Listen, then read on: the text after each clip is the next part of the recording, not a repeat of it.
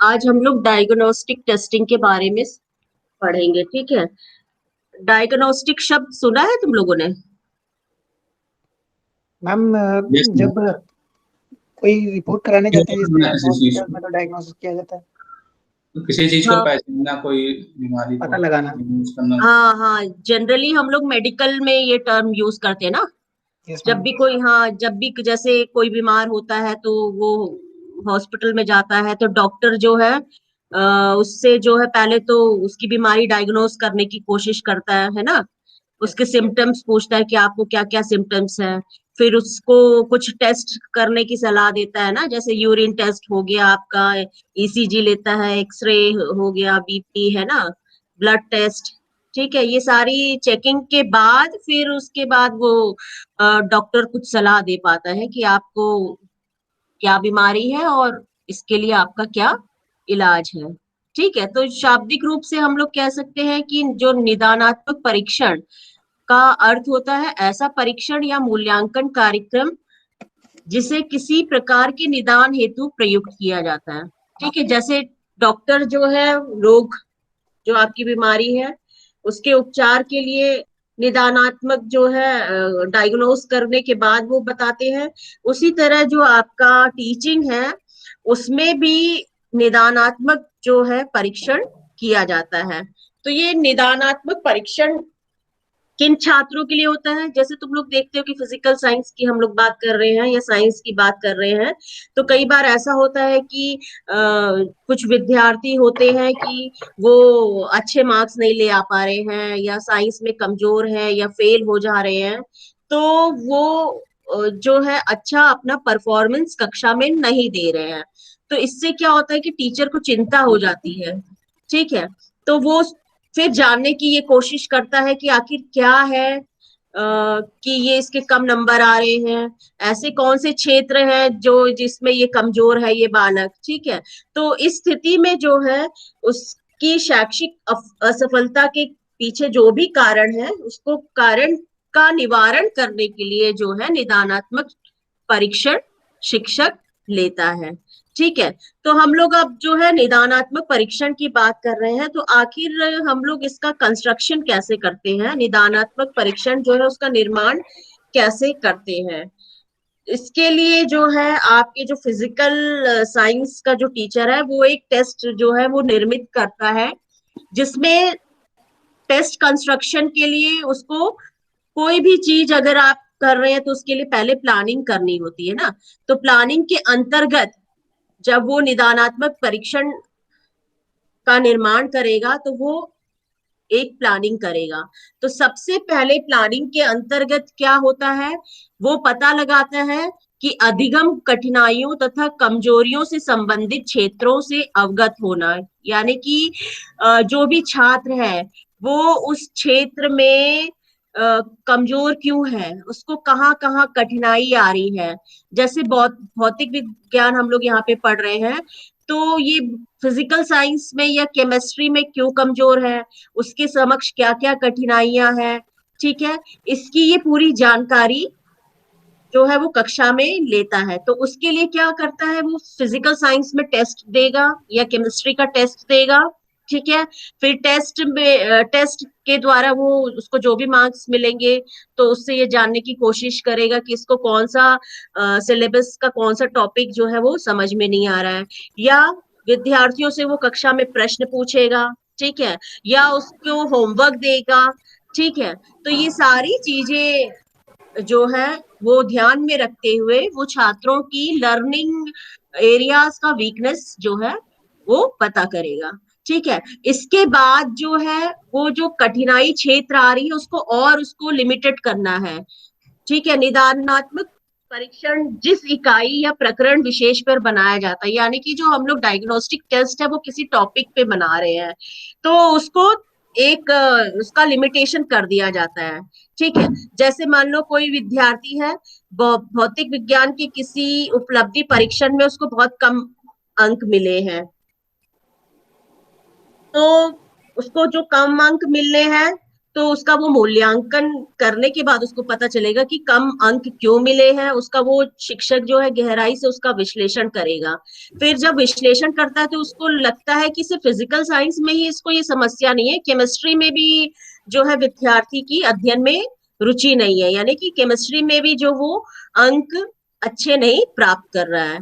और जैसे कि वो टॉपिक अगर पता करेगा, जैसे प्रकाश का आवर्तन तथा उसके उपयोग में लाने वाले संदर्भ में उसको कठिनाई हो रही है, उस विद्यार्थी को प्रकाश के आवर्तन और उसके उपयोग का उसका एक्सपेरिमेंट नहीं समझ में आ रहा है, तो इसके लिए जो है वो एक टेस्ट कंस्ट्रक्ट करेगा। ठीक है। फिर उसके बाद जो है टेस्ट कंस्ट्रक्शन के बाद वो कंटेंट एनालाइज करेगा, यानी कि भौतिक विज्ञान की एक उप इकाई यानी सब यूनिट या किसी एक अवधारणा से संबंधित विषय सामग्री का ठीक तरह से विश्लेषण करके जो शिक्षक है वो जानने का प्रयास करेगा कि जो इसका सब टॉपिक है, ठीक है, तो उसमें जब वो पढ़ा रहा था तो छात्र का एंटरिंग बिहेवियर कैसे था, और जब उसने वो टॉपिक जैसे प्रकाश पढ़ा दिया तो उसके बाद उसका टर्मिनल बिहेवियर कैसा हो गया।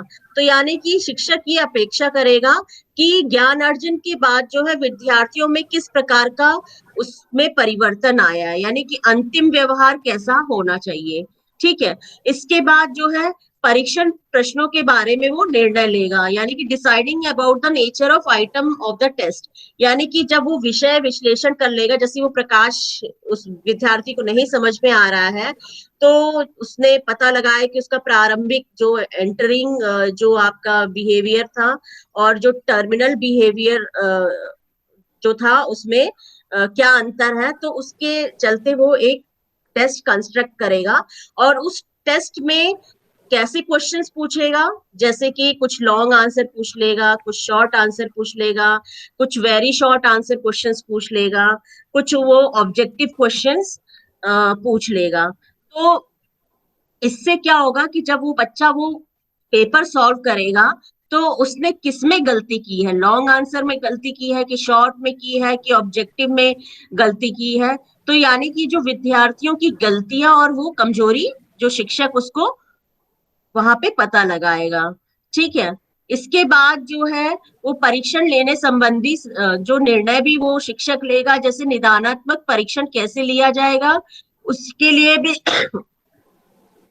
शिक्षक को जो है प्लानिंग करनी चाहिए, जैसे कि आप टेस्ट पेपर कितने टाइम लिमिट, टेस्ट पेपर का क्या टाइम लिमिट होगा, फिर आप जो टेस्ट दे रहे हैं उसमें क्या क्या आप विद्यार्थियों को इंस्ट्रक्शन दे। ठीक है। फिर लॉन्ग आंसर कितने वर्ड्स का होना चाहिए, शॉर्ट आंसर कितने वर्ड्स का होना चाहिए, वेरी शॉर्ट कितने वर्ड्स का होना चाहिए, फिर इन प्रश्नों में मार्किंग की क्या स्कीम होनी चाहिए, ये सारी व्याख्या जो है वो शिक्षक वहां पर करेगा। फिर इसके बाद अंत में जो है वो एक डायग्नोस्टिक टेस्ट का निर्माण करेगा। ठीक है। तो उसमें जो है जिस उप इकाई में यानी सब टॉपिक में जो उसको विद्यार्थी को कमजोरी मतलब कमजोर है उस विषय में, वो उससे रिलेटेड जो है एक टेस्ट बनाएगा। ठीक है। और उसमें जो है उस इकाई को बनाते वक्त तुम लोगों ने जैसे कि ब्लूप्रिंट देखा है, तो उसमें आप उस उनका नॉलेज लेवल, अंडरस्टैंडिंग लेवल, आपका एप्लीकेशन लेवल, ठीक है, स्किल लेवल, ये सब जांचेंगे। ठीक है। तो यानी कि जो आपने ज्ञान अर्जित किया है, आप कौशल अनुप्रयोग है ना, ये सब कुछ इस विषय में ये जांचेंगे। ठीक है। तीनों को इन तीनों बातों को ध्यान में रखते हुए जो है वो short answer, very short answer और जो है आपका ऑब्जेक्टिव क्वेश्चंस तय करेगा। और इसके बाद एक स्कोरिंग की भी दे देगा और एक आंसर की भी दे देगा, मॉडल आंसर भी दे देगा। ठीक है। अब इसमें अब ये जो परीक्षा है, जो उस कक्षा के कमजोर छात्र हैं, ठीक है, 10-12 अगर छात्र हैं, उनको इंगित कर लेगा कि ये छात्र जो है इस विषय में, इस टॉपिक में कमजोर है, उनको ये पेपर दे देगा और फिर उसके बाद वो पेपर वो विद्यार्थी उसको सॉल्व करेंगे और फिर एग्जामिनर उसको जांचेगा और जांचने के बाद उसमें जो भी आवश्यक सुधार किए जा सकते हैं वो वहां पे उन विद्यार्थियों का उसमें कुछ सुधार लेकर आएगा। ठीक है। तो ये जो है हम लोग कह सकते हैं कि जो निदानात्मक परीक्षण है वो विद्यार्थी, मतलब किसी एक विद्यार्थी का भी हम लोग डायग्नोस्टिक टेस्ट ले सकते हैं, या हम लोग ग्रुप ऑफ स्टूडेंट्स, ठीक है, इन लोगों का भी हम लोग डायग्नोस्टिक टेस्ट ले सकते हैं। तो जब भी हम परीक्षा लें तो टीचर्स को ये निर्देश दे देना चाहिए कि जो क्वेश्चन पेपर में निर्देश दिए गए वो विद्यार्थी अच्छी तरह से पढ़ ले, ठीक है, वो भी पढ़ ले, टीचर भी समझा दे, ठीक। उसके बाद जब वो लोग अपना पेपर सॉल्व कर देंगे तो वो अपने आंसर कॉपी जो है वो टीचर को हैंड ओवर कर दे, ठीक। इसके बाद जो है शिक्षक उसको जांचेगा, अपने आंसर की से उसका मिलान करेगा और उसमें जो भी गलतियां हैं उसका विश्लेषण करेगा और फिर वो निर्णय ले सकेगा कि इस विद्यार्थी ने फला फला टॉपिक पे ये गलती की है, तो इसको हम और कैसे उसकी कठिनाई और कमजोरी को कैसे हम लोग सुधार सकें, या उसको जो कठिनाई हो रही है उसकी क्या प्रकृति है, उसकी कठिनाइयों और कमजोरियों का वो उचित निदान, उसका उचित निदान करेगा। तो इस प्रकार हम लोग कह सकते हैं कि विद्यार्थियों की कमजोरियों और कठिनाइयों से अवगत होने के बाद जो है आप ये निदानात्मक परीक्षण लेते हैं, ठीक है।